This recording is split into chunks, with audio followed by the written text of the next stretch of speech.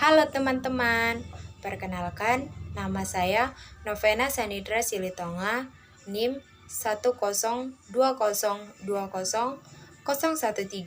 Prodi Manajemen Informasi Kesehatan. Di sini saya akan membahas penyakit yang menyerang sistem kardiovaskular. Selamat menikmati. Penyakit kardiovaskular terjadi karena adanya gangguan pada jantung dan pembuluh darah. Penyakit jantung dan stroke merupakan dua penyakit kardiovaskular yang sering didengar. Namun, ada juga beberapa jenis penyakit kardiovaskular lainnya.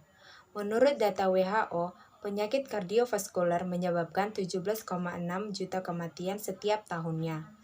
Pola hidup yang tidak sehat, jarang berolahraga, merokok, dan memakan makanan yang mengandung lemak yang tinggi merupakan salah satu faktor penyebab terjadinya penyakit kardiovaskular.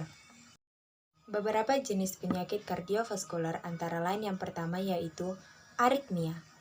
Aritmia adalah kondisi ketika jantung memiliki detak atau ritme yang tidak normal, seperti terlalu cepat, terlalu lambat, dan tidak teratur. Aritmia terjadi karena impuls elektrik yang berfungsi sebagai pengatur detak jantung tidak berjalan dengan baik. Penyakit jantung koroner atau yang disebut dengan PJK. Penyakit jantung koroner adalah penyumbatan atau penyempitan di pembuluh arteri koroner yang disebabkan oleh penumpukan plak.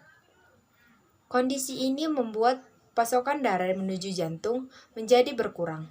Jika tidak segera ditangani, PJK dapat menyebabkan serangan jantung, aritmia, dan gagal jantung. Kardiomiopati. Kardiomiopati adalah gangguan pada otot jantung.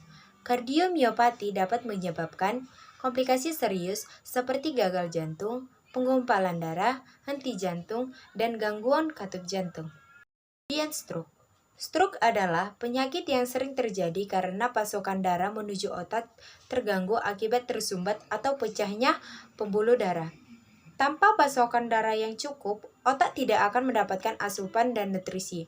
Akibatnya, sel-sel di otak akan rusak. Deep vein thrombosis atau DVT. Deep vein thrombosis atau trombosis vena dalam adalah kondisi adanya gumpalan darah di pembuluh darah vena. Biasanya, kondisi ini terjadi di bagian paha dan betis.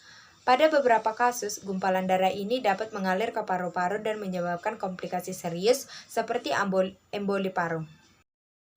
Penyakit arteri perifer atau peripheral artery disease atau PAD adalah kondisi ketika aliran darah menuju kaki tersumbat akibat penumpukan plak di pembuluh darah arteri. Hal ini membuat kaki kekurangan suplai darah sehingga menimbulkan rasa sakit ketika berjalan. Ada beberapa langkah mudah untuk menjauhi kita dari penyakit kardiovaskular. Yang pertama, berhenti merokok. Kandungan kimia yang terdapat dalam rokok dapat merusak dan menyebabkan penyempitan di pembuluh darah. Oleh karena itu, Anda sebaiknya berhenti merokok untuk mencegah munculnya penyakit jantung. Kedua, batasi makanan berlemak.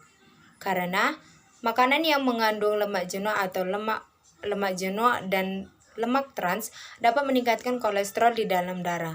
Kolesterol yang menumpuk ini berpotensi menyumbat pembuluh darah jantung. Yang ketiga, olahraga secara rutin. Melakukan olahraga dan aktivitas fisik secara rutin dapat mengurangi resiko penyakit jantung. Jadi, luangkan waktu Anda sedikitnya 30 menit setiap hari untuk mengurangi resiko penyakit jantung. 4. Konsumsi banyak serat. Mengkonsumsi makanan yang kaya akan serat dapat menurunkan kadar LDL atau kolesterol jahat di dalam darah. Untuk itu, penuhilah kebutuhan serat setidaknya 30 gram per hari. Anda mendapatkannya dari sayuran, buah-buahan, dan kacang-kacangan.